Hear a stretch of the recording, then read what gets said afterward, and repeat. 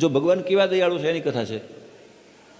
માએ બાંધ્યા, ભગવાન પોતે બંધાયા, પણ એની દ્રષ્ટિ બે ઝાડવા ઉપર પડી. આ કુબેરના બે દીકરા છે, નલકુબર અને મણિગ્રીવ.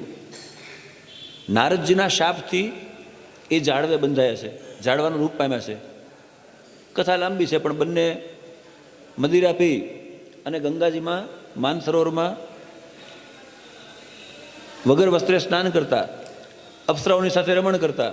એમાં નારદજી નીકળ્યા, અપ્સરાઓએ કપડાં પહેરી લીધા. આ બંને હસવા લાગ્યા. હું કામ હસે છે?